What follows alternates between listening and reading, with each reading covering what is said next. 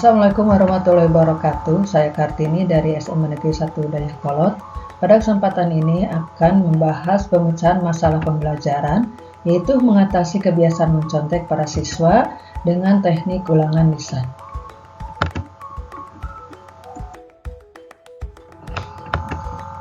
Deskripsi permasalahan, yaitu kebiasaan mencontek pada siswa ketika evaluasi hasil belajar.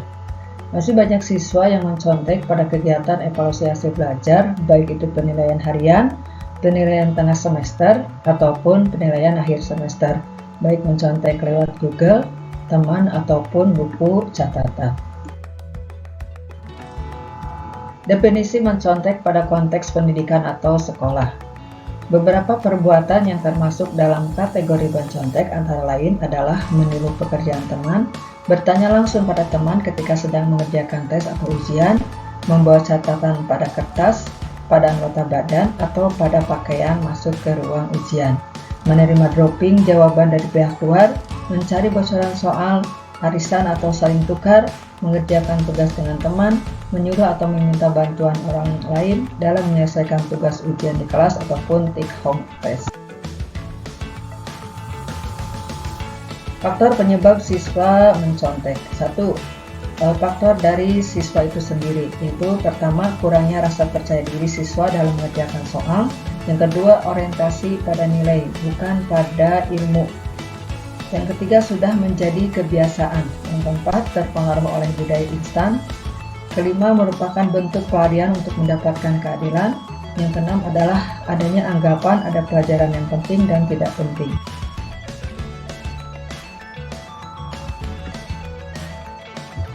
Faktor dari guru itu sendiri. Yang pertama, kurang variasi dalam metode mengajar sehingga siswa itu jenuh, kurang membuat soal yang variatif, soal yang diberikan selalu berorientasi pada hafalan atau textbook. Faktor dari orang tua, ada hukuman yang berat jika anaknya tidak berprestasi. Jadi kalau misalkan nilainya jelek, orang tua marah. Kemudian ketidaktahuan orang tua dalam mengerti pribadi dan keunikan masing-masing dari anaknya, sehingga yang terjadi adalah pemaksaan kehendak. Dampak negatif dari mencontek.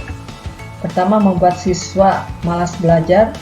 Kemudian yang kedua, membuat siswa lebih menyukai cara instan, tidak adil pada siswa lain, menjadi contoh buruk bagi siswa lain, cikal bakal lahirnya koruptor, mudah menyerah jika mendapatkan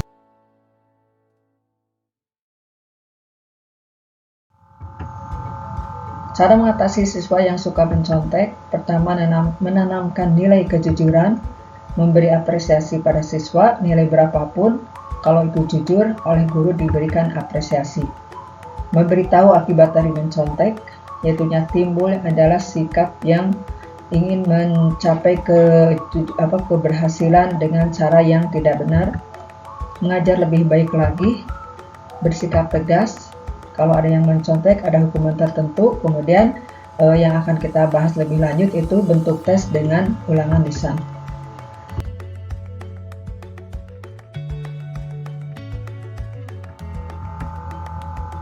Salah satu cara untuk mengatasi siswa mencontek ketika ulangan atau penilaian yaitu dengan menggunakan tes lisan. Kelebihan dan kelemahan dari tes lisan. Kelebihannya dapat menilai kemampuan dan tingkat pengetahuan yang dimiliki siswa, sikap serta kepribadiannya karena dilakukan secara berhadapan langsung. Kemudian yang kedua, siswa yang tidak mengerti dapat menanyakan langsung pada gurunya, jadi dapat langsung berdiskusi tentang materi yang tidak dipahami. Kemudian hasil tes bisa langsung diketahui oleh siswa. Sedangkan kelemahan dari tes lisan adalah subjektivitas pengetesan dari guru atau pengajar sering mencemari hasil tes. Yang kedua, membutuhkan waktu yang cukup lama karena satu persatu siswa ditanya atau mendeskripsikan apa yang dia tahu. Hasil pemecahan masalah. Setelah diadakan uji coba adanya penyelesaian masalah siswa mencontek itu dengan menggunakan tes lisan, dapat diambil kesimpulan bahwa Dengan menggunakan metode tes lisan, siswa menjadi sungguh-sungguh belajar karena mereka harus benar-benar memahami materi pelajaran. Yang kedua, melatih tanggung jawab dan kepercayaan diri. Jadi siswa yang datang ke gurunya untuk dites, dia akan menimbulkan rasa percaya diri. Kemudian guru bisa membedakan mana siswa yang belajar dan memahami, serta mana siswa yang tidak belajar. Siswa yang belajar dan memahami materi, dia akan bisa menjelaskan atau menjawab pertanyaan-pertanyaan dari gurunya. Sebaliknya, siswa yang tidak bisa memahami dan tidak belajar itu tidak akan atau sama sekali tidak bisa mengetahui apa yang ditanyakan atau yang dijelaskan oleh gurunya. Sekian, semoga bermanfaat.